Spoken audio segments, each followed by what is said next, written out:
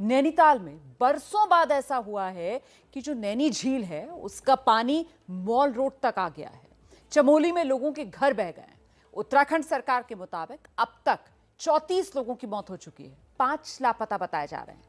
राज्य सरकार ने मारे गए लोगों के परिवार वालों को 4 लाख रुपए मुआवजे का ऐलान किया है। जिनके घरों को नुकसान पहुंचा है उन्हें 1,90,000 रुपए मिलेंगे। उत्तराखंड सरकार से लेकर केंद्र सरकार तक हालात पर नजर बनाए हुए हैं। अब से कुछ देर पहले ही प्रधानमंत्री नरेंद्र मोदी ने भी ट्वीट करके उत्तराखंड में मारे गए लोगों के लिए अफसोस जताया, अपनी संवेदना जाहिर की। आपको दिखाते हैं इस वक्त उत्तराखंड में क्या हैं हालात।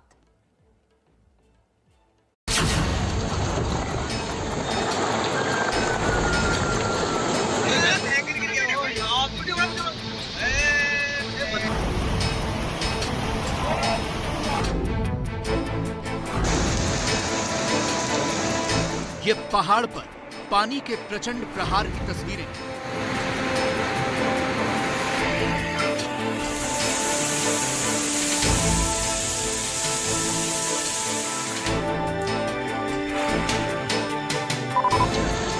कहीं सैलाब में मकान बह रहे हैं, कहीं पुल बह रहे हैं, तो कहीं रेलवे लाइन उखड़कर पानी में समा गई है। उत्तराखंड में कुदरत ने ऐसा कहर ढाया है कि सैलाब में सब कुछ उजड़ सा गया है। सबसे पहले आपको चमोली की तस्वीरें दिखाते हैं। चमोली में सिर्फ 7 सेकंड में इस मकान का एक हिस्सा पूरी तरह ढह गया। पहाड़ों पर जब लैंडस्लाइड होता है तो कैसे पहले जमीन दरकनी शुरू होती है और फिर मकान टूटकर गिरते हैं, ये तस्वीरें देखकर आप इसका अंदाजा बखूबी लगा सकते हैं। हालांकि प्रशासन ने एहतियातन इस मकान और आसपास के कई मकानों को पहले ही खाली करवा दिया था, क्योंकि भारी बारिश के चलते भूस्खलन की आशंका पहले से ही जताई जा रही थी। अब जरा इधर देखिए, बड़ी बड़ी चट्टानों के बीच से प्रचंड वेग से पानी बह रहा है और उसी के बीच में ये कार फंसी है। चमोली बद्रीनाथ नेशनल हाईवे पर लामबगड़ से आई ये तस्वीरें एक दिन पहले की है। पानी का बहाव इतना तेज था कि ये कार किसी भी पल सैलाब में बह गई होती अगर वक्त पर मदद न पहुंचती। बीआरओ यानी बॉर्डर रोड ऑर्गेनाइजेशन की जेसीबी मशीन के जरिए इस कार को और इसमें बैठे लोगों को सुरक्षित निकाल लिया गया। चमोली से ही एक और तस्वीर आई। यहाँ भारी बारिश की वजह से केदारनाथ यात्रा पर जाने वाले कई तीर्थयात्री फंस गए। ये लोग कोलकाता से यहाँ पहुंचे थे, लेकिन बारिश तेज हुई तो पहाड़ी नाले उफान पर आ गए, जिसके बाद वन विभाग की टीम ने इन्हें सकुशल सड़क तक पहुंचाया। हम लोग फंसे हुए थे कालाचट के ऊपर। मैम आरती मैम को हम लोग फोन किए थे, फिर आरती मैम ने आप सबको भेजा है। We are very much thankful to you.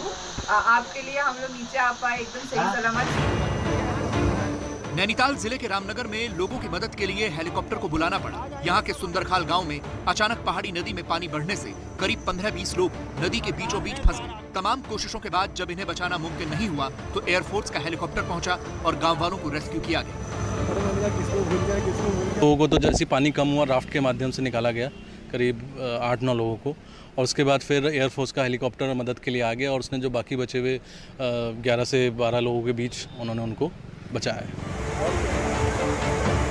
आम लोगों पर किस कदर मुसीबत आई है, इसका अंदाजा आप रामनगर की एक और तस्वीर को देखकर लगा सकते हैं। यहाँ इस पहाड़ी नाले का पानी इस पुलिया के ऊपर बह रहा था। तमाम गाड़ियां खड़ी थी, लेकिन मुमकिन है कि इस कार के ड्राइवर ने रास्ता पार करने की कोशिश की होगी। नतीजा जो हुआ वो आपके सामने है। इस सैलाब में ये कार बह गई।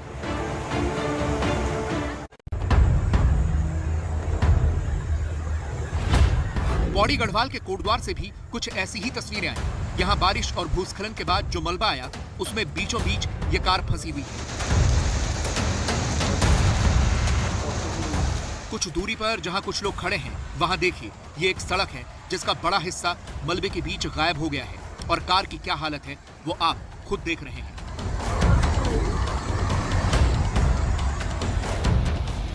नैनीताल के पास हल्द्वानी में गौला नदी पूरे उफान पर है। पानी का वेग इतना ज्यादा है कि पुल का एक हिस्सा नदी में समा गया।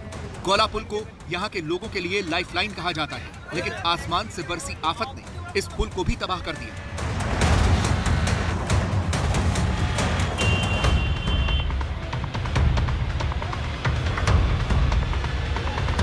अब आपको इसी गोला पुल की वो तस्वीरें दिखाते हैं जो ऊपर से ली गई हैं। देखिए, पुल का एक हिस्सा दरक चुका है, जिसकी वजह से पुल के इस हिस्से की सड़क धंस चुकी है।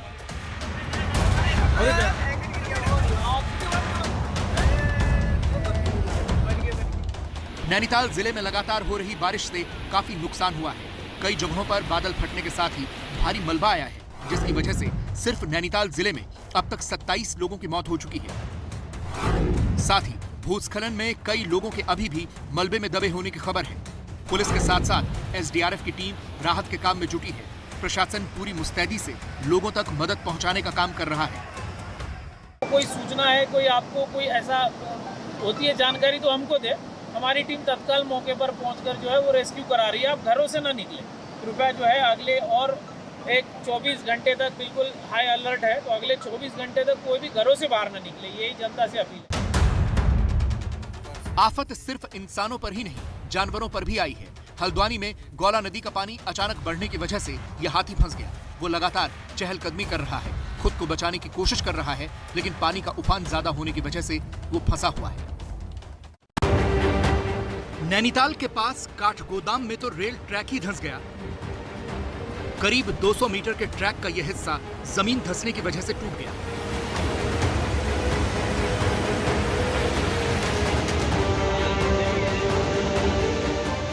नैनीताल में शिप्रा नदी ने ऐसा तांडव मचाया हुआ है कि निचले इलाकों में रहने वाले लोगों के होश उड़े हुए हैं।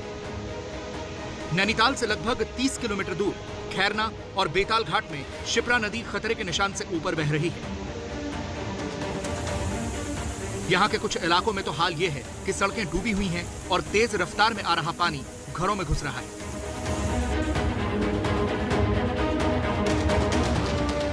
रामनगर के इस इलाके में पार्किंग में खड़ी दर्जनों गाड़ियां डूब गई हैं। सैकड़ों लोग होटल और रिजॉर्ट में फंसे हैं। हालात को देखते हुए चारधाम यात्रा रोक दी गई है, जिसे 20 अक्टूबर को फिर शुरू कर दिया जाएगा। उत्तराखंड के मुख्यमंत्री पुष्कर धामी खुद हालात पर नजर बनाए हुए हैं। सरकार हर तरीके से, हमारा सारा प्रशासन इसमें लगा हुआ है, सभी को अलर्ट कर दिया गया है और हम लोग स्वयं जो है सभी जगह पर जा रहे हैं। और सभी से हमारा अनुरोध भी है कि ऐसे समय में कोई पैनिक न फैलाएं, न कोई अफवाहें फैलाएं। रुद्रप्रयाग जिले में 3 दिनों से लगातार बारिश हो रही है। अलकनंदा नदी ने खतरे के निशान को पार कर दिया है। इसका असर केदारनाथ धाम की यात्रा पर भी पड़ा है। यात्री जगह जगह फंसे हुए हैं। पिथौरागढ़ की तस्वीरें देखिए। यहां धारचूला में काली नदी अपने रौद्र रूप में नजर आ रही है। एक तरह से कहें तो उत्तराखंड में करीब करीब हर जगह ऐसे ही हालात हैं। लेकिन अच्छी बात यह है कि हर जगह लोगों तक तुरंत मदद पहुंचाई जा रही है।